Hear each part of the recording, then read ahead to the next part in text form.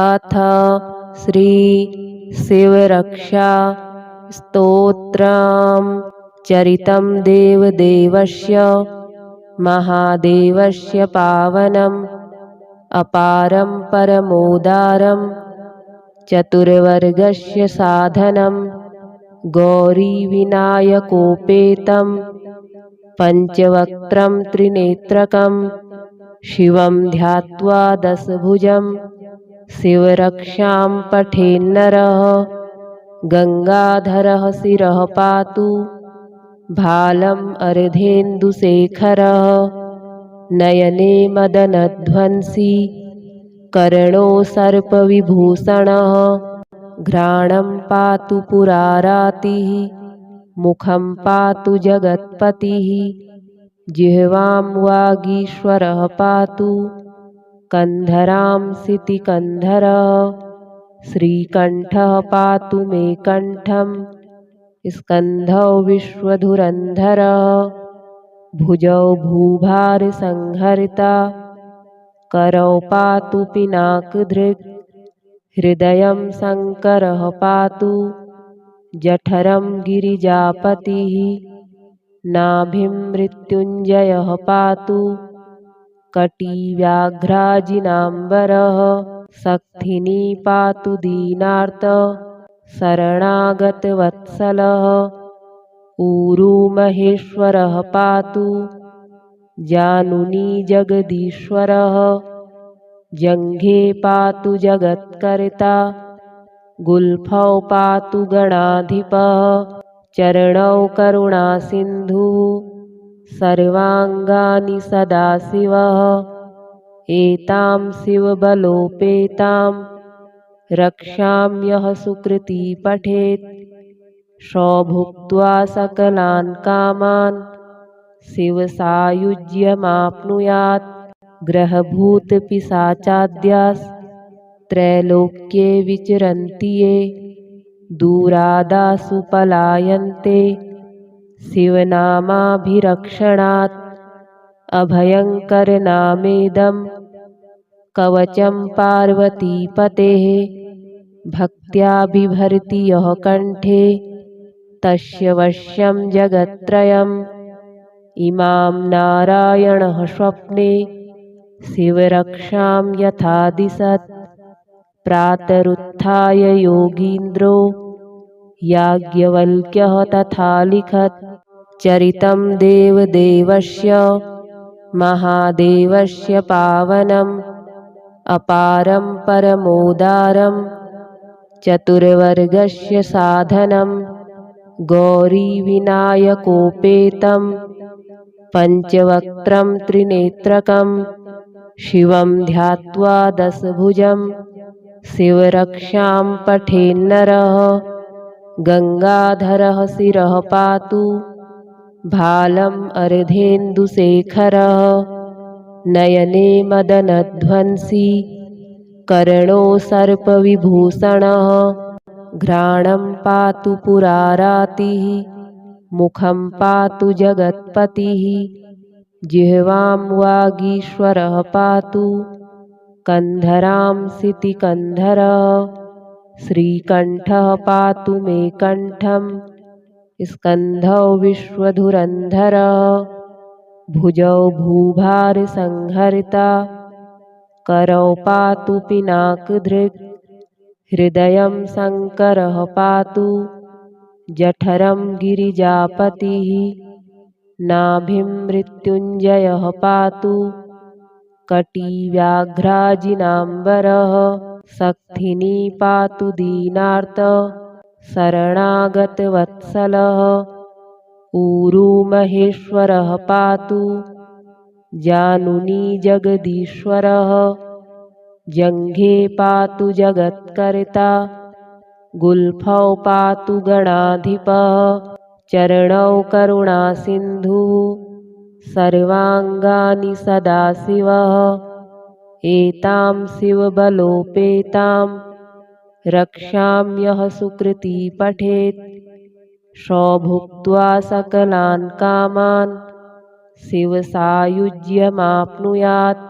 ग्रहभूतपिशाचाद्यास् त्रैलोक्ये विचरन्ति ये दूरादासु पलायन्ते शिवनामाभिरक्षणात् अभयङ्करनामेदं कवचं पार्वतीपतेः भक्त्या बिभर्ति यः कण्ठे तस्य वश्यं जगत्त्रयम् इमां नारायणः स्वप्ने शिवरक्षां यथा दिशत् प्रातरुत्थाय योगीन्द्रो याज्ञवल्क्यः तथा लिखत् चरितं देवदेवस्य महादेवस्य पावनम् अपारं परमोदारं चतुर्वर्गस्य साधनं गौरीविनायकोपेतं पञ्चवक्त्रं त्रिनेत्रकं शिवं ध्यात्वा दशभुजं शिवरक्षां पठेन्नरः गङ्गाधरः शिरः पातु भालम् अर्धेन्दुशेखरः नयने मदनध्वंसी कर्णो सर्पविभूषणः घ्राणं पातु पुरारातिः मुखं पातु जगत्पतिः जिह्वां वागीश्वरः पातु कन्धरां सितिकन्धरः श्रीकण्ठः पातु मे कण्ठं स्कन्धौ विश्वधुरन्धरः भुजौ भूभारसंहर्ता करौ पातु पिनाकधृक् हृदयं शङ्करः पातु जठरं गिरिजापतिः नाभिं मृत्युञ्जयः पातु कटिव्याघ्राजिनाम्बरः सक्थिनी पातु दीनार्त शरणागतवत्सलः ऊरू महेश्वरः पातु जानुनी जगदीश्वरः जङ्घे पातु जगत्कर्ता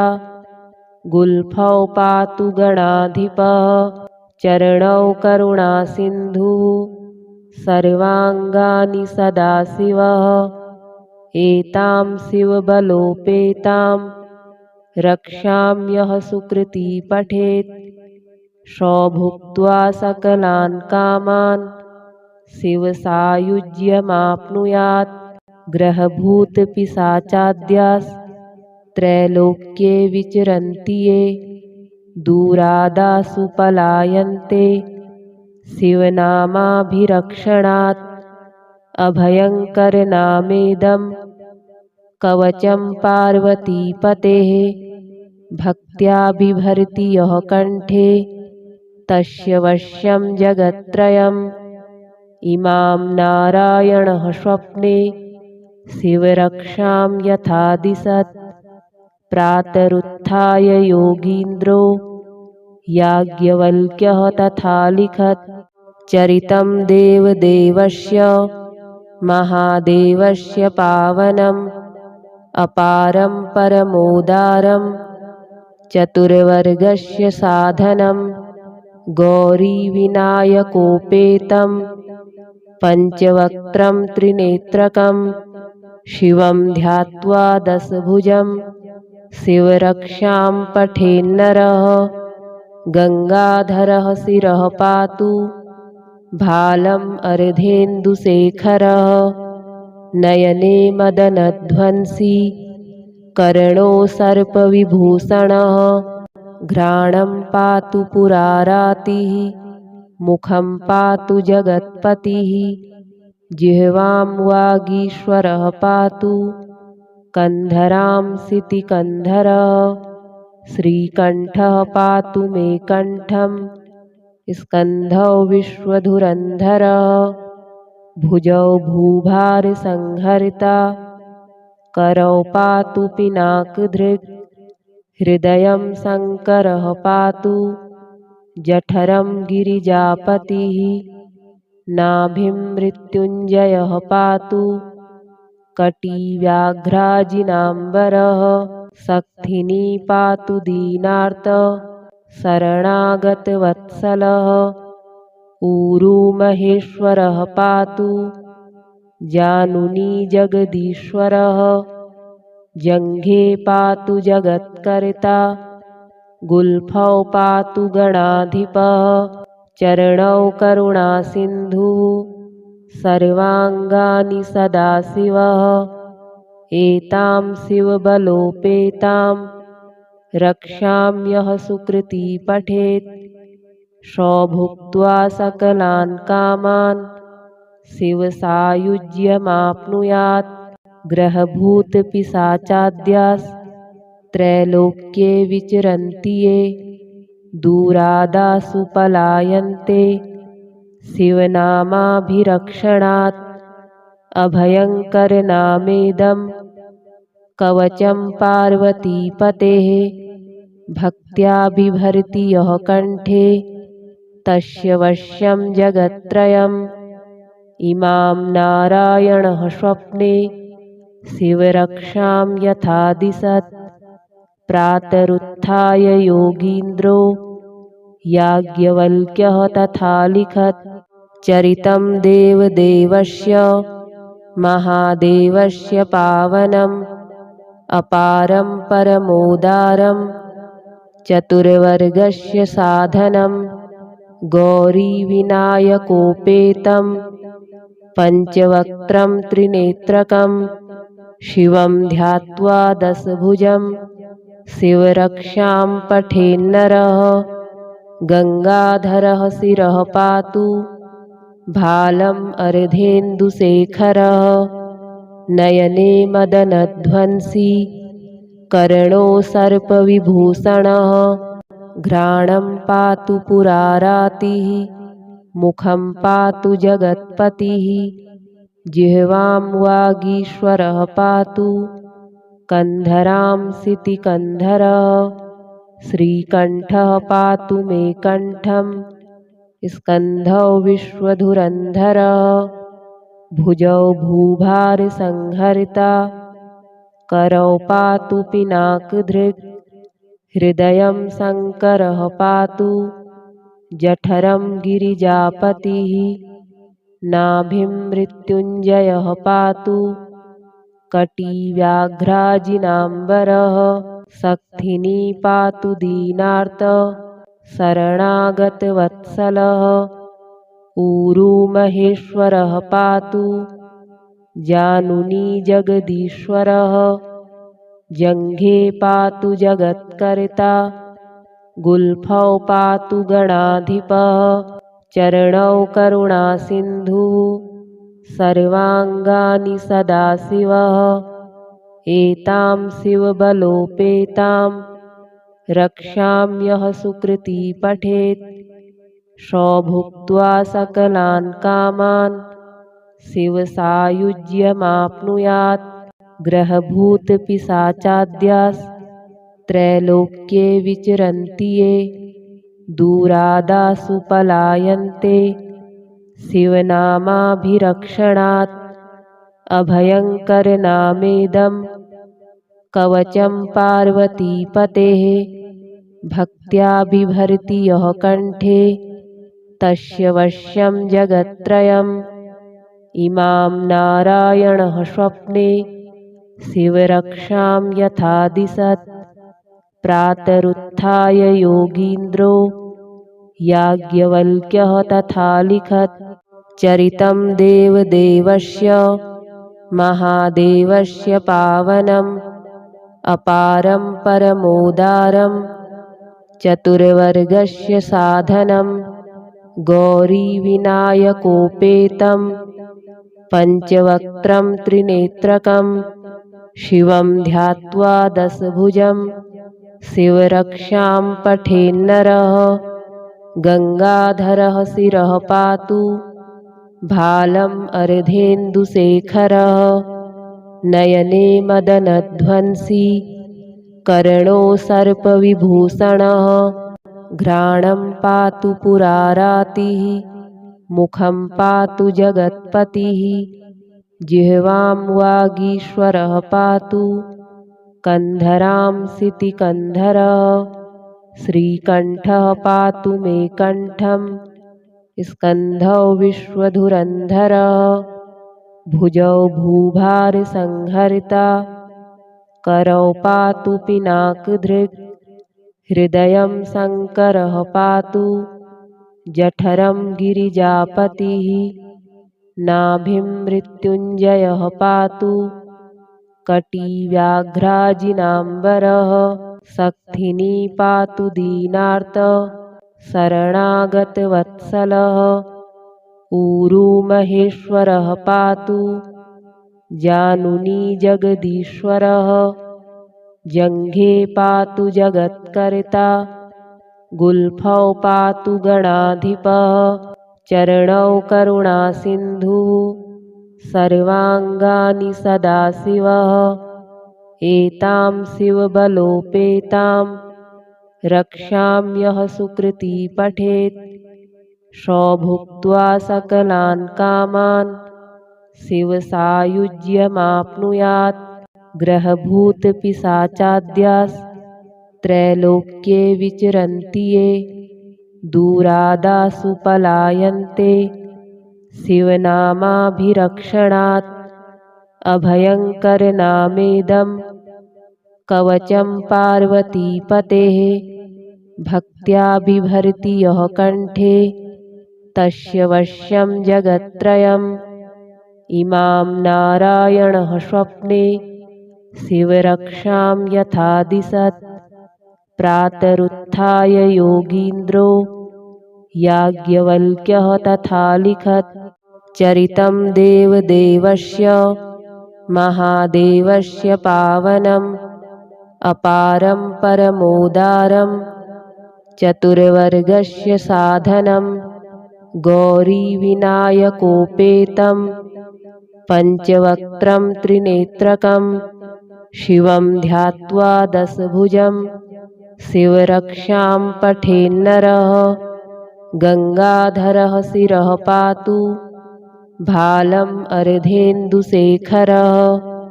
नयने मदनध्वंसी कर्णो सर्पविभूषणः घ्राणं पातु पुरारातिः मुखं पातु जगत्पतिः जिह्वां वागीश्वरः पातु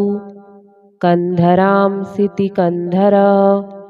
श्रीकण्ठः पातु मे कण्ठं स्कन्धौ विश्वधुरन्धरः भुजौ भूभारसंहर्ता करौ पातु पिनाकधृक् हृदयं शङ्करः पातु जठरं गिरिजापतिः नाभिं मृत्युञ्जयः पातु कटिव्याघ्राजिनाम्बरः सक्थिनी पातु दीनार्त शरणागतवत्सलः ऊरू महेश्वरः पातु जानुनी जगदीश्वरः जङ्घे पातु जगत्कर्ता गुल्फौ पातु गणाधिपः चरणौ करुणासिन्धुः सर्वाङ्गानि सदाशिवः एतां शिवबलोपेतां रक्षाम्यः सुकृती पठेत् सौभुक्त्वा सकलान् कामान्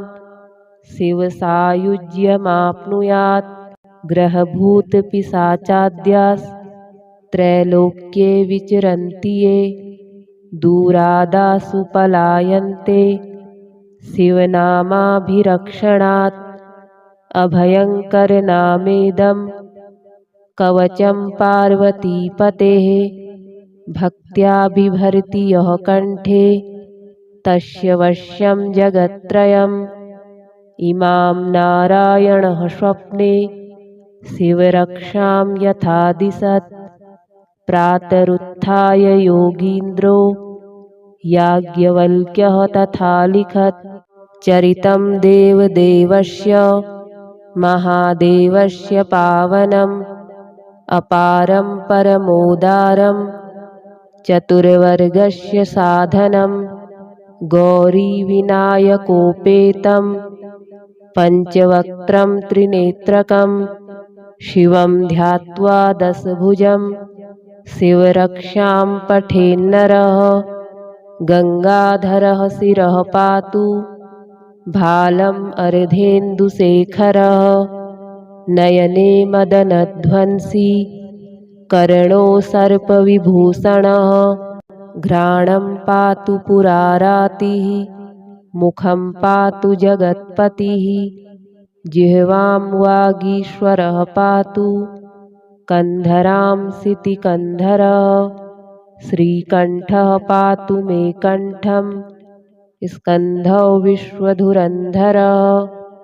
भुजौ भूभारसंहर्ता करौ पातु पिनाकधृक् हृदयं शङ्करः पातु जठरं गिरिजापतिः नाभिं मृत्युञ्जयः पातु कटिव्याघ्राजिनाम्बरः सक्थिनी पातु दीनार्त शरणागतवत्सलः ऊरू महेश्वरः पातु जानुनी जगदीश्वरः जङ्घे पातु जगत्कर्ता गुल्फौ पातु गणाधिपः चरणौ करुणासिन्धुः सर्वाङ्गानि सदाशिवः एतां शिवबलोपेतां रक्षाम्यः सुकृती पठेत्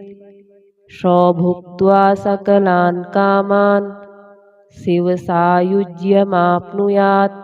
ग्रहभूतपिशाचाद्यास्त्रैलोक्ये विचरन्ति ये दूरादासु पलायन्ते शिवनामाभिरक्षणात् अभयङ्करनामेदं कवचं पार्वतीपतेः भक्त्या बिभर्ति यः कण्ठे तस्य वश्यं जगत्त्रयम् इमां नारायणः स्वप्ने शिवरक्षां यथा दिशत् प्रातरुत्थाय योगीन्द्रो याज्ञवल्क्यः तथा लिखत् चरितं देवदेवस्य महादेवस्य पावनम् अपारं परमोदारं चतुर्वर्गस्य साधनं गौरीविनायकोपेतं पञ्चवक्त्रं त्रिनेत्रकं शिवं ध्यात्वा दशभुजं शिवरक्षां पठेन्नरः गङ्गाधरः शिरः पातु भालम् अर्धेन्दुशेखरः नयने मदनध्वंसी कर्णो सर्पविभूषणः घ्राणं पातु पुरारातिः मुखं पातु जगत्पतिः जिह्वां वागीश्वरः पातु कन्धरां सितिकन्धरः श्रीकण्ठः पातु मे कण्ठं स्कन्धौ विश्वधुरन्धरः भुजौ भूभारसंहर्ता करौ पातु पिनाकधृक् हृदयं शङ्करः पातु जठरं गिरिजापतिः नाभिं मृत्युञ्जयः पातु कटिव्याघ्राजिनाम्बरः सक्थिनी पातु दीनार्त शरणागतवत्सलः ऊरू महेश्वरः पातु जानुनी जगदीश्वरः जङ्घे पातु जगत्कर्ता गुल्फौ पातु गणाधिपः चरणौ करुणासिन्धुः सर्वाङ्गानि सदाशिवः एतां शिवबलोपेतां रक्षाम्यः सुकृती पठेत् सौभुक्त्वा सकलान् कामान् शिवसायुज्यमाप्नुयात् ग्रहभूतपिशाचाद्यास्त्रैलोक्ये विचरन्ति ये दूरादासु पलायन्ते शिवनामाभिरक्षणात् अभयङ्करनामेदं कवचं पार्वतीपतेः भक्त्या बिभर्ति यः कण्ठे तस्य वश्यं जगत्त्रयम् इमां नारायणः स्वप्ने शिवरक्षां यथा दिशत् प्रातरुत्थाय योगीन्द्रो याज्ञवल्क्यः तथा लिखत् चरितं देवदेवस्य महादेवस्य पावनम् अपारं परमोदारं चतुर्वर्गस्य साधनं गौरीविनायकोपेतं पञ्चवक्त्रं त्रिनेत्रकं शिवं ध्यात्वा दशभुजं शिवरक्षां पठेन्नरः गंगाधरः शिरः पातु भालम् अर्धेन्दुशेखरः नयने मदनध्वंसी कर्णो सर्पविभूषणः घ्राणं पातु पुरारातिः मुखं पातु जगत्पतिः जिह्वां वागीश्वरः पातु कन्धरां सितिकन्धरः श्रीकण्ठः पातु मे कण्ठं स्कन्धौ विश्वधुरन्धरः भुजौ भूभारसंहर्ता करौ पातु पिनाकधृक् हृदयं शङ्करः पातु जठरं गिरिजापतिः नाभिं मृत्युञ्जयः पातु कटिव्याघ्राजिनाम्बरः सक्थिनी पातु दीनार्त शरणागतवत्सलः ऊरू महेश्वरः पातु जानुनी जगदीश्वरः जङ्घे पातु जगत्कर्ता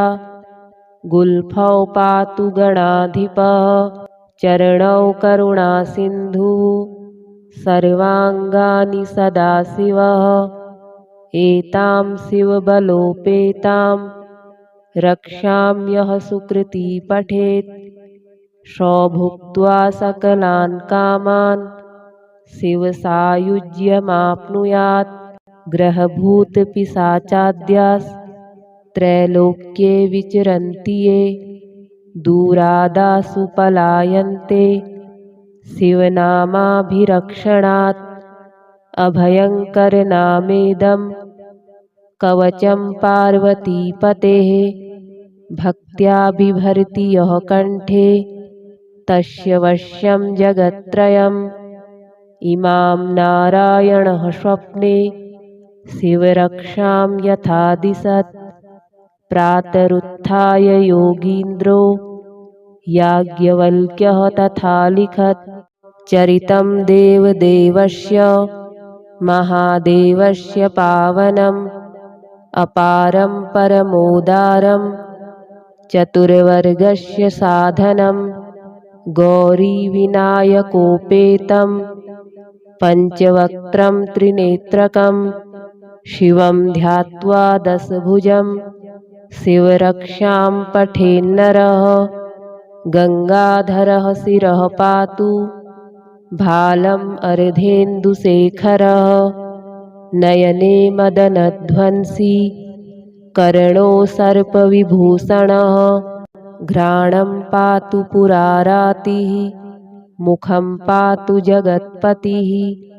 जिह्वां वागीश्वरः पातु कन्धरां सितिकन्धरः श्रीकण्ठः पातु मे कण्ठं स्कन्धौ विश्वधुरन्धरः भुजौ भूभारसंहर्ता करौ पातु पिनाकधृक् हृदयं शङ्करः पातु जठरं गिरिजापतिः नाभिं मृत्युञ्जयः पातु कटिव्याघ्राजिनाम्बरः सक्थिनी पातु दीनार्त शरणागतवत्सलः ऊरू महेश्वरः पातु जानुनी जगदीश्वरः जङ्घे पातु जगत्कर्ता गुल्फौ पातु गणाधिपः चरणौ करुणासिन्धुः सर्वाङ्गानि सदाशिवः एतां शिवबलोपेतां रक्षाम्यः सुकृती पठेत् सौभुक्त्वा सकलान् कामान् शिवसायुज्यमाप्नुयात् ग्रहभूतपिशाचाद्यास्त्रैलोक्ये विचरन्ति ये दूरादासु पलायन्ते शिवनामाभिरक्षणात् अभयङ्करनामेदं कवचं पार्वतीपतेः भक्त्या बिभर्ति यः कण्ठे तस्य वश्यं जगत्त्रयम् इमां नारायणः स्वप्ने शिवरक्षां यथा दिशत् प्रातरुत्थाय योगीन्द्रो याज्ञवल्क्यः तथा लिखत्।